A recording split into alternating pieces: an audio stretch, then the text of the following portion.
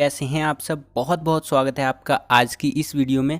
आज का ये वीडियो पहला वीडियो है इस सीरीज़ का इन द मीन्स की जो हमारा एमसीक्यू क्वेश्चंस हिस्ट्री का मैं करवाने वाला हूँ, उस सीरीज़ का ये पहला वीडियो है। आप देख सकते हैं पार्ट 1 है हमारा ये। तो आज की इस वीडियो में बेसिकली हम करने वाले हैं क्लास 12th का जो आपका हिस्ट्री सब्जेक्ट है, हिंदी में जिसको इतिहास बोलते हैं, तो उसका फर्स्ट चैप्टर यानी कि जो पहली बुक का पहला चैप्टर है जिसका नाम है ईंटें, मनके तथा अस्थियां, हड़प्पा सभ्यता भी कह देते हैं इस चैप्टर को। तो इस चैप्टर के बच्चों आज की इस वीडियो में हम एमसीक्यू क्वेश्चंस देखने वाले हैं जो कि आपका फर्स्ट टर्म एग्जामिनेशंस जो होने वाला है उससे संबंधित है। तो बने रहिएगा इस वीडियो में। बहुत ही यूनिक एमसीक्यू क्वेश्चंस लेकर के आया हूं और कह सकते हैं ऐसे महत्वपूर्ण जो एमसीक्यू क्वेश्चंस है वो लेकर आया हूं जो आपके काम आ सकता है, फर्स्ट टर्म एग्जामिनेशन से संबंधित होने वाला है। ठीक है बच्चों, तो चलिए शुरू करते हैं। मेरा नाम है जयप्रकाश, आपको पता ही होगा वैसे तो देखिए बच्चों, पहला एमसीक्यू क्वेश्चन आप यहाँ पर देख सकते हैं।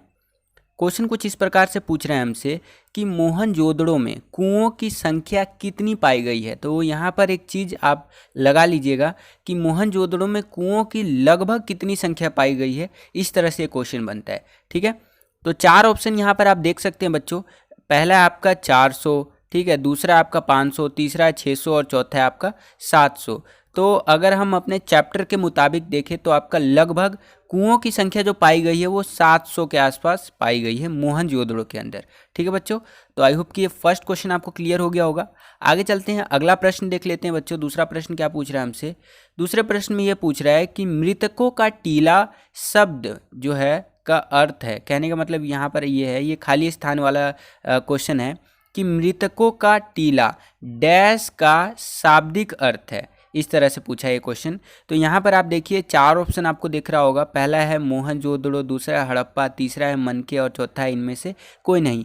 तो अगर आप पिछले 10 ईयर के क्वेश्चन पेपर्स उठा करके देखिएगा बच्चों, या सैम्पल पेपर भी उठा करके देख लीजिएगा, तो अमूमन ये जो क्वेश्चन है ये आपको पैराग्राफ यानी कि जो पैसेज आता है ना उसके अंदर ये आपको लाइनें दिख जाएंगी कि जो मृतकों का टीला है ना वो आपका मोहनजोदड़ो को कहा जाता है। ये पैराग्राफ के अंदर आता है अमूमन, लेकिन इस बार ये एमसीक्यू के अंदर पूछ सकता है आपसे। ठीक है, तो इसका सही उत्तर होगा मोहनजोदड़ो। आगे चलते हैं बच्चों, अगला प्रश्न देख लेते हैं।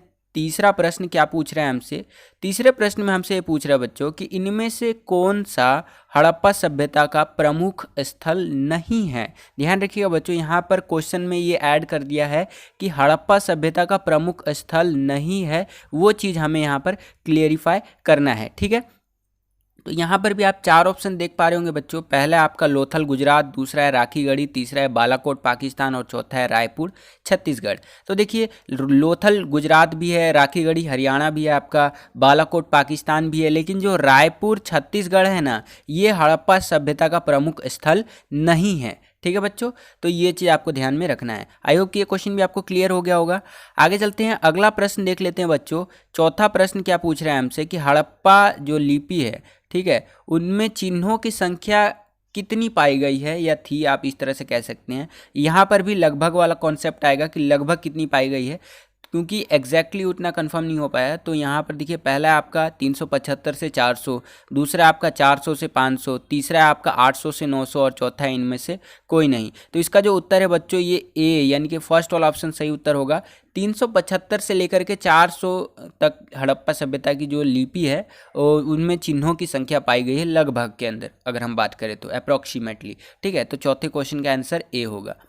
आगे चलते हैं बच्चों, अगला प्रश्न देखिए। 5वां प्रश्न पूछ रहा है हमसे कि इनमें से क्या हड़प्पा जो हमारा सभ्यता है उसका पतन का कारण है। ठीक है, इनमें से क्या? 4 ऑप्शन यहाँ पर भी आपको देखने को मिल रहा है। पहला है बाढ़ का आना, दूसरा है भूकंप आना, तीसरा है जलवायु परिवर्तन और चौथा है उपरोक्त सभी। तो देखिए इसका जो सही उत्तर है ये उपरोक्त सभी है, क्योंकि कोई उस टाइम पर जाके थोड़ी ना देखा है कि हड़प्पा सभ्यता का पतन कैसे हुआ है। अलग अलग इतिहासकार अलग अलग दुनिया में पढ़ लिए हैं, कोई इंडिया से पढ़ रहा है, कोई अमेरिका से पढ़ रहा है, तो इतिहासकार तो सभी बन करके निकले ना। तो सब क्या बोलते हैं, अनुमान लगाते हैं कि कोई बोलता है बाढ़ आ गया होगा, नदी के किनारे बसी हुई थी तो हड़प्पा सभ्यता का पतन हो गया होगा। पतन इन द मीन्स कि पूरी तरह से समाप्त हो गया, खत्म हो गया सभ्यता वो। ठीक है, कई लोग बोलते हैं कि भूकंप आ गया होगा, भूकंप से निकल लिए वो। ठीक है, कई लोग बोलते हैं कि जलवायु परिवर्तन हो गया होगा, वो अपनी आपको क्लाइमेट के हिसाब से वो चेंज नहीं कर पाए, जिस वजह से वो चल गए। तो यहाँ पर जो आपको ऑप्शन सिलेक्ट करना है ये डी वाला ऑप्शन सिलेक्ट करना है, यानी कि उपरोक्त सभी, पांचवे का। तो आई होप कि ये पांचों क्वेश्चन भी आपको क्लियर हो गया होगा बच्चों। अगला क्वेश्चन, आपको पता है कि मैं जो MCQ क्वेश्चंस करवाता हूँ उसके अंदर 1-2 क्वेश्चन या 3-4 क्वेश्चन इस तरह से करके आपको होमवर्क भी दिया करता हूँ। होमवर्क इन द मीन्स कि आपको कमेंट करके बताना होता है। तो आज की इस वीडियो में ये पहला ही क्वेश्चन है, मतलब यही एक सिंगल क्वेश्चन है जो आपको कमेंट करके बताना है कि अलेक्जेंडर कनिंघम कौन थे। ठीक है, पहले चैप्टर यानी कि जो सिंधु घाटी सभ्यता यानी हड़प्पा सभ्यता वाला ये जो चैप्टर है आपका, इस चैप्टर के अंदर अलेक्जेंडर कनिंघम के बारे में आपको जिक्र देखने को मिलेगा। ठीक है, तो ये कौन थे आपको कमेंट करके बताना है सभी बच्चों को। ठीक है, जितने भी आप बच्चे देख रहे हैं इस वीडियो को, तो कमेंट करके बताइए, टिप्पणी करके बताइए, हिंदी में बोलूँ तो, कि अलेक्जेंडर कनिंघम कौन थे। 4-5 लाइनों में बता दीजिए तो मैं समझ जाऊंगा कि आपको थोड़ा बहुत नॉलेज है इस चैप्टर के बारे में। और भी जो बच्चे आपके कमेंट देखेंगे वो भी थोड़ा सा, अगर उनको नहीं पता होगा तो नॉलेज ले पाएंगे आपके कमेंट से। अगला प्रश्न देखिए, 7वां प्रश्न क्या पूछ रहे हैं हमसे कि मोहनजोदड़ो से एक विशाल भवन मिला है जिसे, यहाँ पर देखिए, डैश की संज्ञा दी गई है, यानी ये खाली स्थान है तो किस चीज़ की संज्ञा दी गई है। 4 ऑप्शन यहाँ पर भी आप देख सकते हैं। पहला है राजा का भवन नामक संज्ञा दी गई है, दूसरा है दुर्ग की संज्ञा दी गई है, संज्ञा मतलब इनाम दिया गया है, तीसरा है आपका प्रसाद की संज्ञा दी गई है, और चौथा है इनमें से कोई नहीं। तो इसका जो सही उत्तर है बच्चों वो प्रसाद की संज्ञा दी गई है, यानी प्रसाद नाम रखा गया है, इस तरह से आप कह सकते हैं। तो 7वें क्वेश्चन का जो सही उत्तर होगा वो सी होगा, प्रसाद। आगे चलते हैं बच्चों, वो खाने वाला प्रसाद नहीं, प्रसाद अलग, पुरातत्वविदों ने कुछ सोच समझ के ही नाम रखा होगा। ठीक है, ये भगवान का प्रसाद मत समझ लीजिएगा। ठीक है, आगे चलते हैं। अगला प्रश्न देखिए, 8वां प्रश्न ये पूछ रहा है हमसे कि चनहुंडडो नामक स्थान जो वर्तमान में पाकिस्तान में है, डैश का महत्वपूर्ण केंद्र था। किस चीज़ का महत्वपूर्ण केंद्र था उस टाइम पे? पहला है व्यापार का केंद्र था, दूसरा है कच्चे माल का महत्वपूर्ण केंद्र था, तीसरा है शिल्प उत्पादन का महत्वपूर्ण केंद्र था, और चौथा है इनमें से कोई नहीं। तो अगर हम इसके सही उत्तर की बात करो तो सी इसका सही उत्तर होगा, यानी कि शिल्प उत्पादन का महत्वपूर्ण केंद्र था हमारा चनहुंडडो नामक जो स्थान आज वर्तमान समय में पाक में है, यानी कि पाकिस्तान में है। आपका शॉर्ट में पाकिस्तान को पाक बोल देते हैं, ये चीज़ है। आगे चलते हैं। अगला प्रश्न देखिए बच्चों, अगला प्रश्न थोड़ा सा मैंने यूनिक बनाने का कोशिश किया है इस प्रश्न को, तो इस प्रश्न को थोड़ा ध्यान से देखिए। ऐसा प्रश्न हो सके तो पूछ सकता है आपसे। 9वां प्रश्न है कि कथन को सही करके पुनः लिखना है आपको। ठीक है, यहाँ पर मैंने आपको ऑप्शंस भी दे दिए। अगर ऐसा क्वेश्चन आता है तो ऑप्शन देने के चांसेस कम रहते हैं, लेकिन मैंने दे दिया आपकी सहूलियत के लिए। तो क्वेश्चन पूछ रहा है हमसे कि हड़प्पा गंगा नदी के तट पर स्थित है। ठीक है, यानी कि ये जो आपका कथन है, ये वाक्य कह लीजिए, सेंटेंस कह लीजिए, गलत है, इसको सही करके लिखना है। तो इसमें सही बस इतना करना है आपको कि जो हड़प्पा है ना वो रावी नदी जो है उसके तट पर स्थित है। बस ये रावी नदी यहाँ पर आपको लगा देना है, तो ये आपका पूरा कथन सही हो जाएगा। तो आई होप कि 9वां क्वेश्चन भी आपको क्लियर हो गया होगा बच्चों। आगे चलते हैं, 10वें प्रश्न की बात कर लेते हैं। 10वां प्रश्न क्या पूछ रहा है हमसे, तो देखिए 10वां प्रश्न पूछ रहा है कि बनावली वर्तमान समय में डैश में स्थित है, खाली स्थान दे रखा है। तो बनावली जो है वर्तमान समय में कहाँ स्थित है, तो आपका हरियाणा में स्थित है बनावली। ठीक है, आगे चलते हैं। अगला प्रश्न देख लेते हैं बच्चों। अगला प्रश्न 11वां प्रश्न क्या पूछ रहा है हमसे, इसमें बोला है कि धोलावीरा वर्तमान समय में स्थित है। इसमें भी वही चीज़ है कि कहाँ स्थित है आपको वो बताना है। तो जो धोलावीरा है आपका वो गुजरात में स्थित है। कहाँ पे स्थित है बच्चों? गुजरात में। आई होप कि ये क्वेश्चन भी आपको क्लियर हो गया होगा। आगे चलते हैं, अगला प्रश्न देख लीजिए। 12वां प्रश्न क्या पूछ रहा है हमसे, 12वां प्रश्न पूछ रहा है कि भारतीय पुरातत्व का जनक डैश को कहा जाता है। भारतीय पुरातत्व का जनक, तो जो इसका सही उत्तर होगा बच्चों ये सी होगा, सर अलेक्जेंडर कनिंघम को भारतीय पुरातत्व का जनक जो है सो कि कह सकते हैं, उनको कहा जाता है। तो आई होप कि 12वां क्वेश्चन भी आपको क्लियर हो गया होगा बच्चों। आगे चलते हैं, 13वां प्रश्न देखिए। 13वां प्रश्न क्या पूछ रहे हैं हमसे कि हड़प्पा सभ्यता की लिपि को रहस्यमय लिपि भी कहा जाता है, क्यों? ठीक है, यहाँ पर ये एक ट्विस्ट है कि जो हड़प्पा सभ्यता की लिपि है उसको रहस्यमयी, ठीक है। मिस्टीरियस लिपि भी कहा जाता है, ऐसा क्यों है? तो यहाँ पर भी आप 4 ऑप्शन देख सकते हैं बच्चों। पहला है यह बहुत पुरानी लिपि है इसलिए इसको रहस्यमय लिपि कहा जाता है। दूसरा है कि क्या ये चित्रात्मक लिपि होने के कारण इसको जो है सो कि रहस्यमय लिपि कहा जाता है। तीसरा है इसे पढ़ा नहीं जा सका है आज तक, ठीक है, इसलिए इसको रहस्यमय लिपि कहा जाता है। और चौथा है इनमें से कोई नहीं, ठीक है। तो मुख्य कारण की अगर हम बात करें, वैसे तो ये बी वाला कारण भी कहीं ना कहीं सही है कि चित्रात्मक लिपि होने के कारण भी इसको रहस्यमय लिपि कहा जाता है, कहीं ना कहीं थोड़ा बहुत। लेकिन अगर एग्जैक्टली इसका आंसर हम बताएं तो इसका एग्जैक्टली आंसर होगा सी, इसे पढ़ा नहीं जा सका है आज तक। और पढ़ा नहीं जाने का मुख्य कारण है चित्रात्मक लिपि होने के कारण इसे पढ़ा नहीं जा सका है, ठीक है। तो ये चीज़ है, तो इसका सही उत्तर सी होगा बच्चों, ठीक है।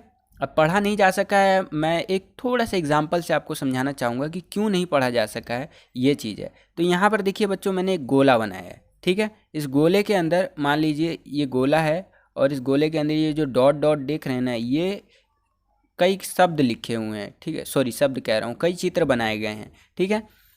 तो आज के टाइम पे क्या है कि आज के टाइम पे अगर हम कुछ लिखते हैं उसको हिंदी, इंग्लिश, उर्दू, फारसी, चाइनीज़, अलग अलग लैंग्वेजेस में लिखते हैं तो लिखा हुआ रहता है तो हम इजीली पढ़ लेते हैं। लेकिन अगर आप पुराने टाइम पे गुफाओं में जाएंगे, ठीक है, मतलब पुराने टाइम की जो गुफाएं हैं उनमें जाएंगे तो कहीं भेड़ का चित्र मिलेगा, कहीं गाय का, कहीं गधे का, कहीं इंसान का चित्र देखने को मिलेगा, कुछ इस टाइप का चित्र देखने को मिलता है। देखेंगे मैं थोड़ा सा बनाता हूँ, वैसे तो मेरी ड्राइंग उतनी अच्छी नहीं है, लेकिन ये मान लीजिए ये एक इंसान है, ऐसे बना देते हैं, ये ठीक है, ये देखिए ये इंसान है, लल्लू लाल, ठीक है, इस तरह से ऐसे चित्र बना देते हैं। तो ऐसे ऐसे बहुत सारे चित्र पाए गए हैं। अब अलग अलग इतिहासकार जाते हैं ना, मान लीजिए कमरे के अंदर ये चित्र लगा दिया आपने, एक एक करके इतिहासकारों को भेजिए, ठीक है। पहला इतिहासकार गया, वो बोलेगा अरे इसमें तो ये लिखा है, दूसरा इतिहासकार गया तो दूसरा बोलेगा इसमें तो ये लिखा है, ठीक है। मतलब चित्रात्मक लिपि है उस टाइम का, तो उसको आज तक नहीं पढ़ा जा सका है। कैसे पढ़ेंगे? मतलब चित्रों में पूरा लिखा गया है, इस तरह से समझ लीजिए आप, ठीक है। तो इसीलिए इसको रहस्यमय लिपि भी कहते हैं, क्योंकि इसको पढ़ा नहीं जा सका है। समझ रहे हैं? मैं मतलब समझाने के परिदृश्य से अभी तक आपको बता रहा था। तो इसका सी सही उत्तर होगा। आगे चलते हैं, 14वां प्रश्न देखिए बच्चों। 14वां प्रश्न क्या पूछ रहे हैं हमसे कि हड़प्पा सभ्यता की खोज कब हुई थी आपका? तो हड़प्पा सभ्यता की जो खोज हुई थी 1921 में हुई थी। कब हुई थी बच्चों? 1921 में, अकॉर्डिंग टू NCERT बुक। आपका जो NCERT है ना, उसके अकॉर्डिंग बता रहा हूँ मैं आपको। अगला प्रश्न देखिए बच्चों, 15वां प्रश्न है आपका, क्वेश्चन नंबर 15वां कि सिंधु घाटी की सभ्यता की खोज किसने की थी? ठीक है, सिंधु घाटी जो सभ्यता है उसकी खोज जो है आपका किसने की थी वो आपको बताना है। तो इसका सही उत्तर ए है आपका, दयाराम साहनी ने सिंधु घाटी सभ्यता की खोज की थी। आगे चलते हैं बच्चों, अगला प्रश्न देखिए, 16वां प्रश्न पूछ रहे हैं हमसे कि हड़प्पाई लिपि कैसे लिखी जाती थी? दाएं से बाएं ओर लिखी जाती थी, या फिर बाएं से दाएं, या फिर नीचे से ऊपर, या ऊपर से नीचे? तो इसका सही उत्तर है आपका, दाएं से बाएं ओर लिखी जाती थी। कैसे लिखी जाती थी बच्चों? दाईं ओर से बाईं ओर लिखी जाती थी। आगे चलते हैं, 17वां प्रश्न देखिए बच्चों। 17वां प्रश्न क्या पूछ रहे हैं हमसे कि हड़प्पा वासी जो होते थे, तांबा जो है, तांबे को मुख्यतः किस स्थान से प्राप्त करते थे? यहाँ पर भी 4 ऑप्शन देख सकते हैं। पहला है गुजरात, दूसरा है खेतड़ी राजस्थान, तीसरा है कश्मीर और चौथा है पाकिस्तान। तो इसका सही उत्तर है आपका, खेतड़ी राजस्थान से मुख्यतः तांबा जो है प्राप्त किया करते थे हड़प्पा वासी। तो बस बच्चों यही था आज का ये MCQ क्वेश्चंस। आई होप कि आपको ये वीडियो पसंद आया होगा बच्चों। अगर आपको ये वीडियो पसंद आया तो इस वीडियो को लाइक कीजिए, अपने सभी दोस्तों के साथ शेयर कीजिए और बता दीजिए कि जो सर हैं वो MCQ क्वेश्चंस का हिस्ट्री का सीरीज़ लेकर के आ चुके हैं। अगर आप हमारे चैनल पर नए आ गए और हमारे चैनल को सब्सक्राइब नहीं किया है तो लाल कलर का बटन देखने को मिलेगा, उसको प्रेस करके सब्सक्राइब कर सकते हैं और हमारी जो यूट्यूब फैमिली है उससे जुड़ सकते हैं। और बगल में आपको एक बेल का आइकन दिखेगा, घंटी या घंटा कुछ भी कह सकते हैं, उसको प्रेस करके ऑल पे क्लिक कर दीजिएगा। इससे क्या होगा, हमारे चैनल पे जितनी भी नई वीडियोस आएंगी उसका नोटिफिकेशन सबसे पहले आप तक पहुंच जाया करेगा। तो बस बच्चों आज की इस वीडियो में यहीं तक आपको समझाना था। मिलता हूँ आपसे अगली वीडियो में, तब तक के लिए खुश रहिए, खुश रखिए सभी को। जय हिंद, वंदे मातरम।